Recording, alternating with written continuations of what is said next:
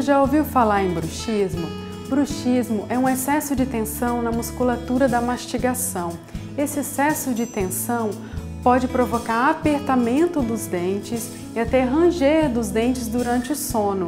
Isso causa sintomas como dor muscular na musculatura da mastigação, dor no fundo dos olhos, cefaleia, dor de ouvido, às vezes estalos ao abrir e fechar a boca.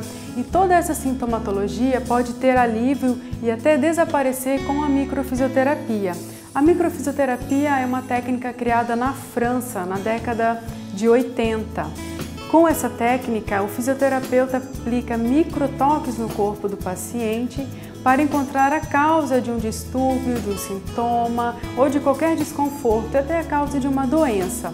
Então, ao eliminar a memória que pode estar causando essa tensão na sua musculatura da mastigação, você pode ficar mais saudável sem os sintomas do bruxismo.